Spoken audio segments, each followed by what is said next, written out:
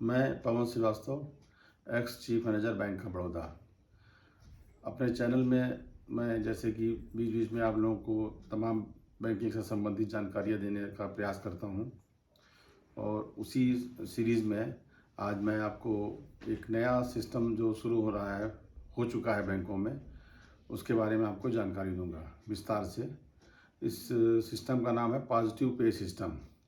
Positive pay system का तात्पर्य विशेष करके जो सीटीएस यानी चेक ट्रांजेक्शन सिस्टम के द्वारा जो क्लियरिंग चेकों की होती है, यानी कि एक बैंक के द्वारा दूसरे बैंक को चेकों के भुगतान करने के लेन देन को क्लियरिंग सिस्टम कहते हैं, समाशोधन जिसको हिंदी में बोलते हैं। उसमें आरबीआई ने 25 सितंबर 2020 में एक सर्कुलर जारी करके सारे बैंकों को आदेश दिया कि 5 लाख या इससे ऊपर की जो भी चेकें हैं, उन चेकों के बारे में 5-6 मुख्य इन्फॉर्मेशन आपको जिस बैंक से चेक पास होनी है उसको कस्टमर के द्वारा दिया जाना अनिवार्य है, अन्यथा वो चेक वापस हो जाएगी। विशेष करके चेकों द्वारा धोखाधड़ी होने के मामले में अभी तक जो सिस्टम था, 2 लाख से ऊपर की चेकों के बारे में हम लोग कस्टमर को फ़ोन करके उससे कन्फर्मेशन मांगते थे, तब उस चेक को पास किया जाता था। जो भी पास करने वाली हमारी सेवा शाखा थी, सर्विस ब्रांच थी या सेंट्रलाइज ब्रांच थी, उनको सूचना हम लोग मेल के माध्यम से भेजते थे, तब वो चेक पास होती थी। लेकिन अब इन्होंने पॉजिटिव पे सिस्टम में 25/9 का जो सरकारी पत्र है आरबीआई का, उसके तहत इन्होंने इस पृष्ठभूमि में इन्होंने 5 लाख का अमाउंट निर्गत 5 लाख तक की चेकों को जो इशू करते हैं उसके बारे में दिशा निर्देश जारी किया है और बैंकों से बोला है कि आप अपने हिसाब से इस दिशा निर्देश को आप लोग इसको लागू करने का प्रयास करें। ज़्यादातर बैंकों ने 50,000 एवं उससे ऊपर की चेकों के लिए इन दिशा निर्देशों को जो पॉजिटिव पे सिस्टम के अंतर्गत आएंगी उसके लिए इन्होंने ये सर्कुलर जारी किया है। इसके तहत आप जो भी चेक क्लियरिंग में चेक लगाते हैं, क्लियरिंग के लिए कोई भी चेक आप काटते हैं, उसके में 5-6 चीज़ें बहुत अनिवार्य होती हैं जिसकी सूचना बैंक को देनी होती है। सबसे पहला पेई का नाम, यानी जिसके पक्ष में आपने चेक काटा है। दूसरा दिनांक हो गया। तीसरा अंकों में मूल्य हो गया और चौथा शब्दों में उसका मूल्य हो गया। आपका अकाउंट नंबर और आपका ट्रांजैक्शन का डिटेल। ट्रांजैक्शन से मतलब होता है ट्रांजैक्शन सीरियल नंबर, जो चेक में सबसे लास्ट में 2 अंकों का होता है, उसको ट्रांजैक्शन सीरियल कहते हैं। इन सारी चीज़ों को आपको अपने उस बैंक को देना पड़ता है जहां पर आपका खाता है, ताकि आपकी चेक को निर्बाध रूप से पास किया जा सके और किसी भी फ्रॉड से होने से बचा जा सके।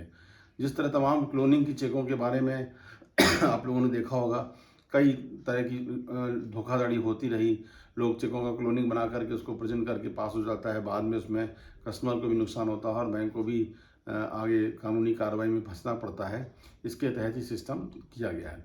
अब ये तो सिस्टम की पूरी भूमिका थी कि इस स्कीम को क्यों लागू किया गया, कैसे लागू करना है, इसमें को कैसे हम सूचना कस्टमर को देना है, उसके बारे में ग्राहकों को हम सूचित करेंगे। सामान्य तौर पर ग्राहकों की इसकी सूचना वैसे तो मिल जाती है, लेकिन चूंकि अभी ये नया सिस्टम हुआ है तो सारे बैंकों ने 4-5 माध्यम ऐसे बनाए हैं जिनके द्वारा आपको पॉजिटिव पे सिस्टम के लिए आपको सूचना बैंक को देनी है। सबसे पहला, आपके पास अगर मोबाइल बैंकिंग है तो मोबाइल बैंकिंग में अपने ऑपरेटिव अकाउंट के सिस्टम में अलग अलग बैंकों का मोबाइल बैंकिंग होता है, उसमें जा करके आपको ये 5 इन्फॉर्मेशन जो मैंने ऊपर बताया, आपको पेई का नाम है, मूल्य है, डेट है और कस्टमर का जिसके पक्ष में चेक काटी है प्लस अकाउंट नंबर, वो करके सबमिट कर देंगे तो ये सूचना ऑटोमेटिक उस बैंक के सिस्टम में अपडेट हो जाएगी और आपकी चेक की सूचना उस पास करने वाली ब्रांच को पास हो जाएगी और आपकी चेक निर्बाध रूप से पास हो जाएगी। दूसरा है इंटरनेट बैंकिंग, जिसमें भी आपको ये सारी सूचनाएं, अगर 5 सूचनाएं आप दे देंगे तो आपकी चेक पास हो जाएगी। तीसरा जो है वो आपका एसएमएस फैसिलिटी है। आप हर बैंकों ने अपना एक टोल फ्री नंबर दिया हुआ है, उस टोल फ्री नंबर में आपको एसएमएस करना है। एसएमएस में ध्यान देना है कि इन्हीं 5 क्रम में आपको, जैसे उसका अकाउंट नंबर, मूल्य और उस जिसके पक्ष में आपने चेक काटा है, डेट और ट्रांजैक्शन के डिटेल। ट्रांजैक्शन डिटेल में मैंने जैसे बताया कि चेक के नीचे की तरफ कई नंबर लिखे होते हैं। शुरुआती जो अंक होते हैं वो आपका चेक नंबर होता है, लास्ट के 2 डिजिट 2 अंकों का होता है, वो ट्रांजैक्शन संख्या होती है। इसको ये करना है, एसएमएस जब भी करेंगे तो हर उसके बीच में एक स्पेस देंगे और नाम में कोई भी स्पेस नहीं रहेगा। जैसे किसी का नाम अनिल कुमार सिंह है तो अनिल कुमार और सिंह के बीच में कोई स्पेस नहीं होगा। इसको आप सबमिट कर देंगे तो ऑटोमेटिक वो बैंक के सिस्टम में वो अपडेट हो जाएगा। तो आपका एक हो गया internet system, mobile banking, SMS facility.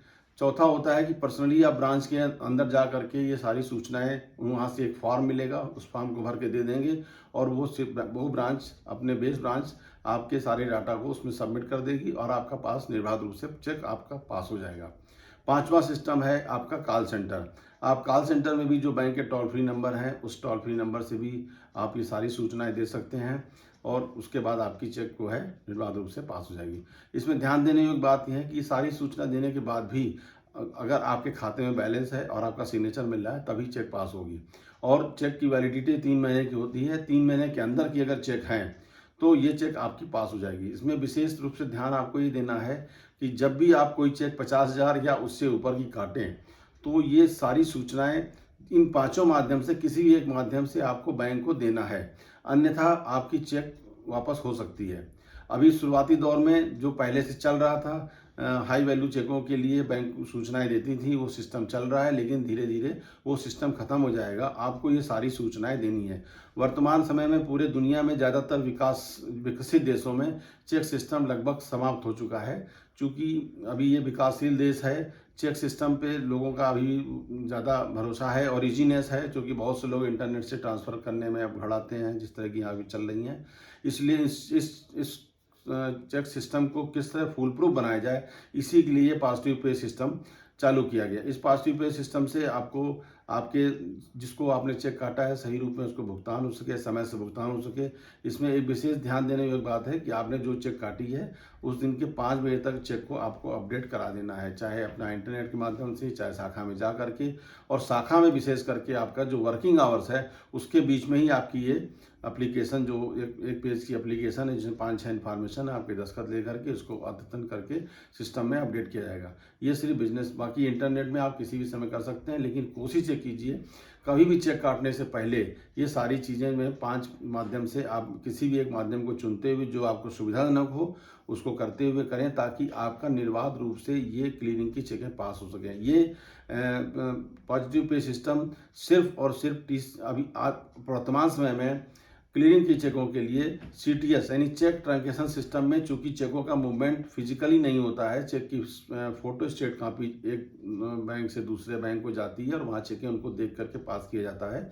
इसको मद्देनजर रखते हुए कि फिजिकल चेक नहीं जब जाती है तभी ये CTS में काफ़ी कुछ धोखाधड़ी हो रही थी, उनको रोकने के लिए RBI द्वारा एक कदम उठाया गया।